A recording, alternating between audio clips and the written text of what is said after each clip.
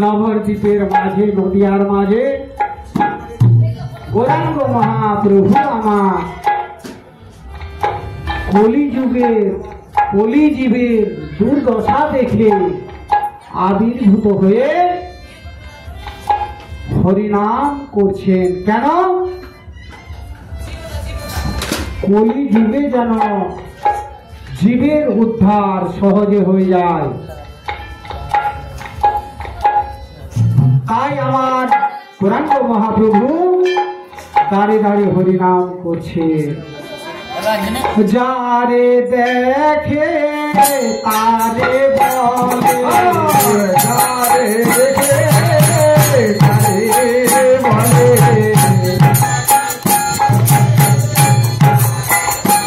আর যারে দেখে তারে বলে হরি,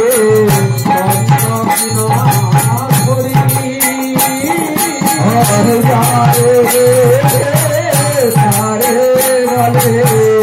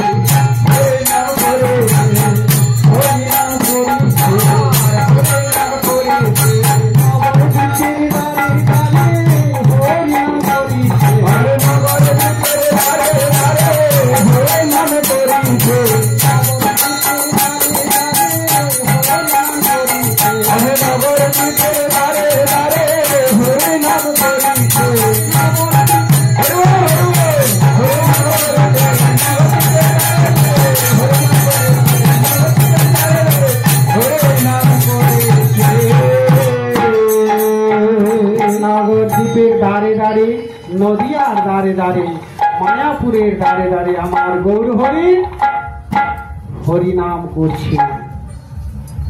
কেন হরিনাম করছে? পূর্বেই বললাম, সত্যেজ ধ্যাতে বিষ্ণু তেতায় যজতম কই, দাপুরে পূজা অর্চনা কলিতে হরিনাম সংকীর্তনা। হরিনাম সংকীর্তন ছাড়া জীবের গতি নাই, গতি নাই, গতি নাই। কিন্তু আমাদের সময় নেই, সময় নেই, সময় নেই। রাধে রাধে, তাই নাকি? এইটুকু নাম করব আমরা, এইটুকু নাম করব আমরা, তার আর সময় নেই। আচ্ছা, আসল কথা ভুলতে গেছি। ভক্ত মা বাবাদের যারা মহাপ্রভুর ভোগ অংশগ্রহণ করবে, এই পুণ্যভঙ্গ লীলায় অংশগ্রহণ করবেন, তাদেরকে আলতা, সিঁদুর, বস্ত্র, ভোজ্য দান করতে হয়। না জানলে তো বলা যাবে না, জানিয়ে দিলাম। যদি কারো ইচ্ছে থাকে আলতা, সিঁদুর, ভোজ্য, বস্ত্র দান করা, তাহলে এই নববৃন্দাবন দান করতে পারেন। নিতাই গৌর হরিমল হরিমল।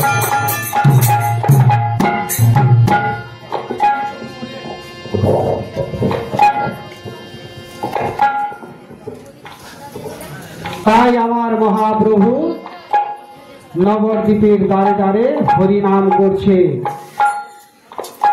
কেন? যে কলির জীব,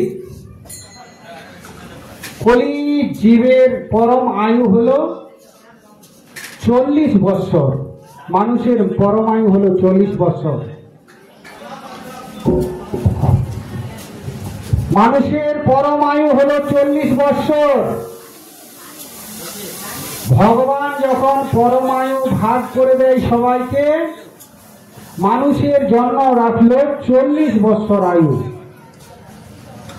মানুষ বুঝতে পারলো, প্রভুকে প্রশ্ন করলো, প্রভু সত্য যুগে মানুষ আমাদের পরমায়ু ছিল 1 লক্ষ বৎসর, তেতাই পরমায়ু হলো 10,000 বৎসর, তারপরে পরমায়ু হলো 1,000 বৎসর, আর কলিযুগে মাত্র 40 বৎসর। 1 লক্ষ বৎসরে প্রভু তোমার দর্শন পাইনি, 10,000 বৎসরে প্রভু তোমার দর্শন পাইনি, 1,000 বৎসরে প্রভু তোমার দর্শন পাইনি, 40 বৎসরে আমরা কিভাবে তোমায় পাবো?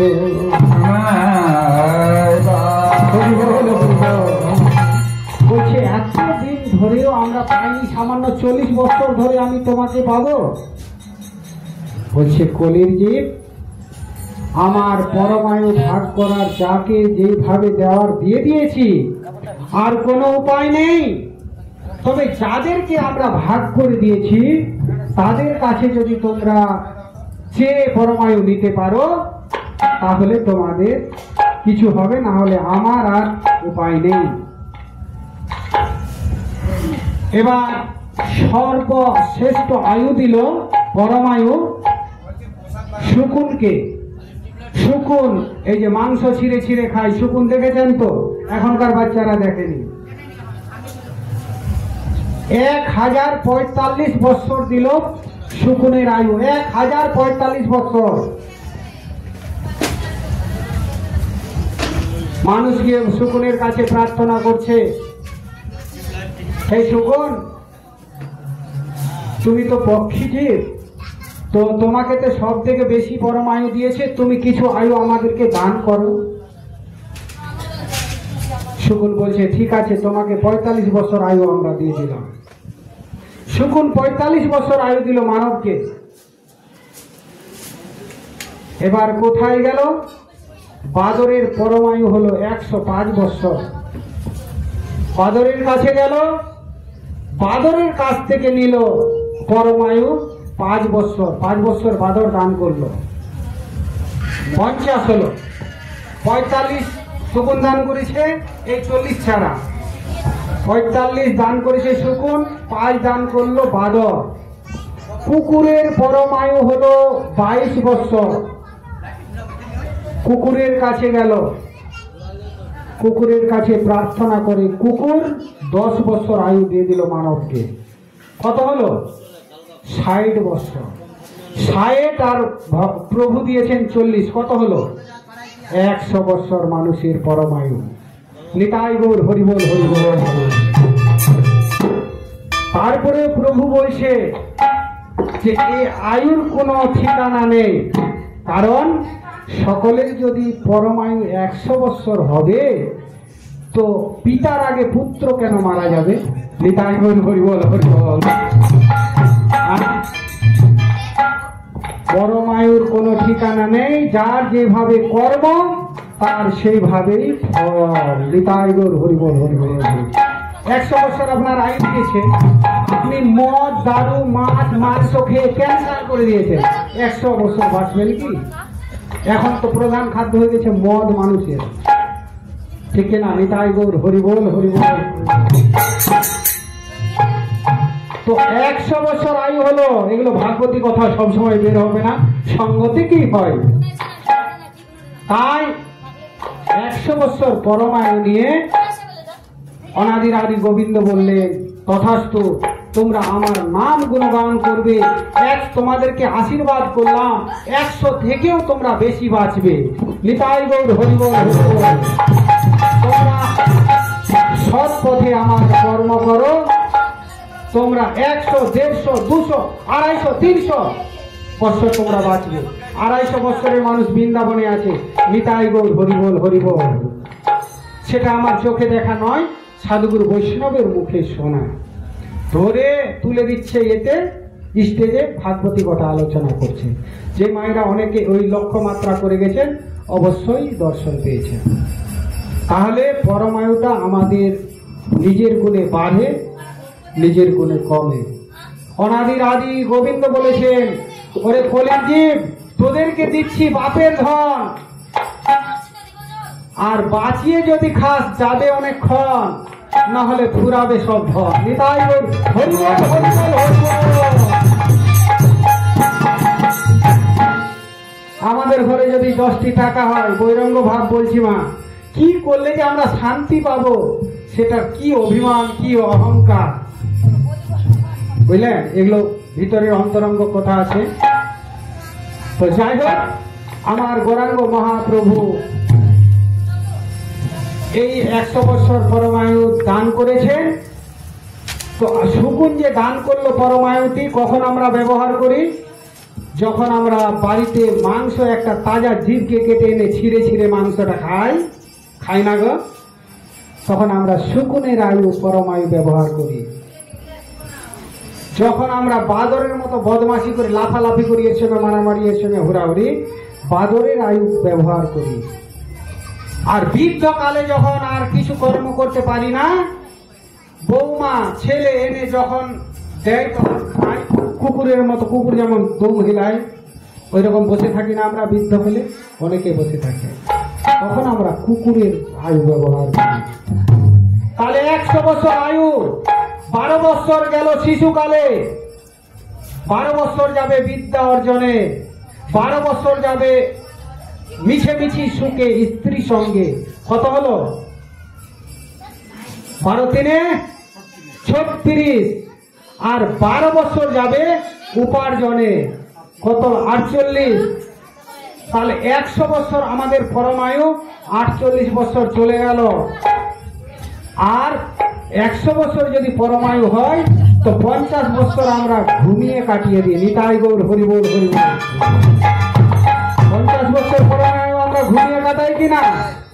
12 ঘন্টায় দিন, 12 ঘন্টায় রাত্রি, তো 12 ঘন্টা তো আমরা শুয়ে কাটিয়ে দিই।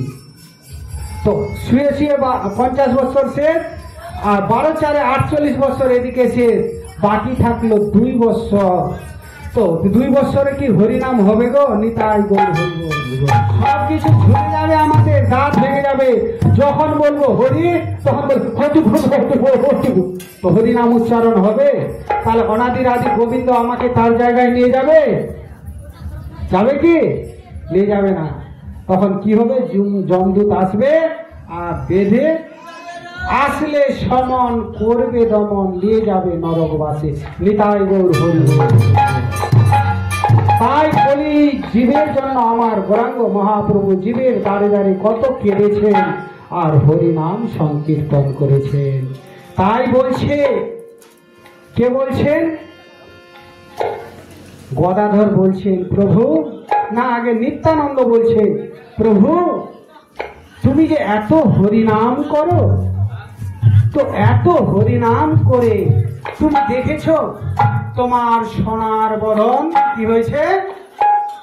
সোনার বদন শোভাইছে, সোনার বদন শোভাইছে, সোনার বদন শোভাইছে,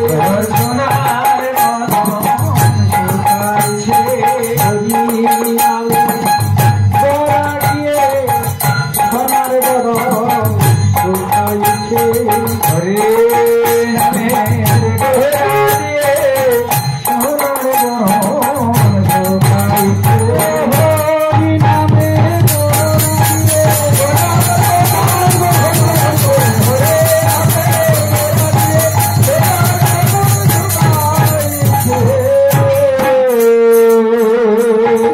বলছে, প্রভু তুমি শুধু খালি জীবের জন্য ভাবছো, নিজের জন্য ভাবছো না। নিত্যানন্দ বলছে, দাদা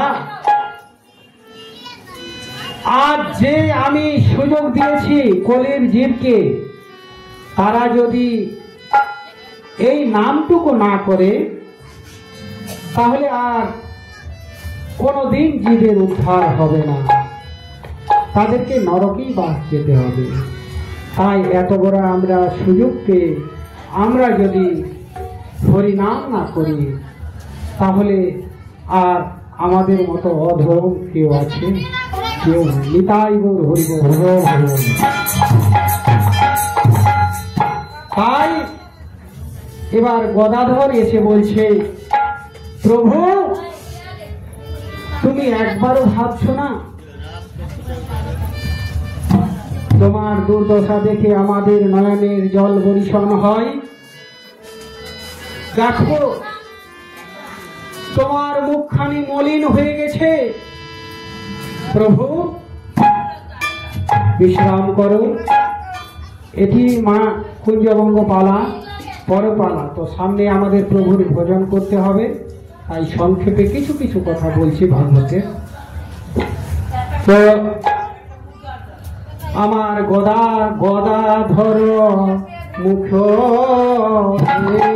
আমার গদাধর মুখ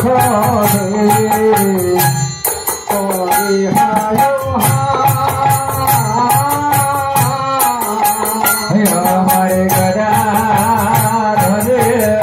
মুখ হরে হায় তোমার সোনার বদন মুখখানি মলিন হয়ে গেছে। গদাধর মুখ হরে হায় আমার গদাধরের মুখে হরে হায় বিশ্রাম করে এখনো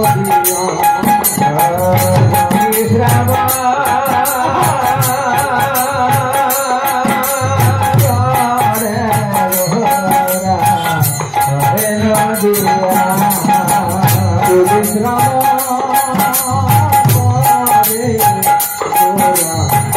জ্ঞান দাস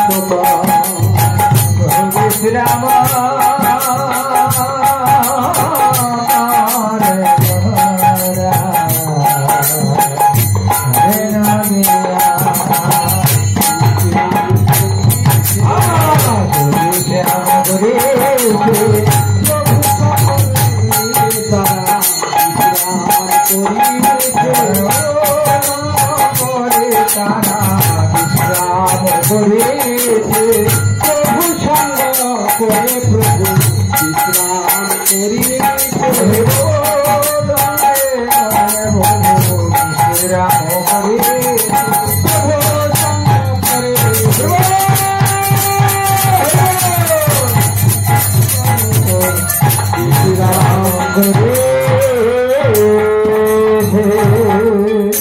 সুবিশ্রাম করে গড়া জ্ঞান দাস কয়। জ্ঞান দাসটি কে হলেন? আমার অনাদির আদি গোবিন্দ, গোবিন্দের দাস,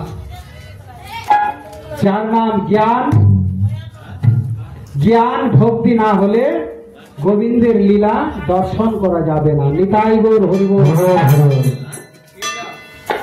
তাই আমার গৌরাঙ্গ মহাপ্রভু সকল ভক্তকে নিয়ে সারা নিশি হরিনাম সংকীর্তন করেছেন।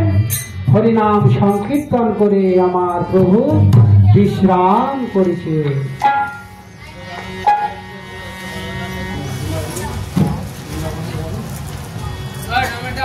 টাইম তো নাই।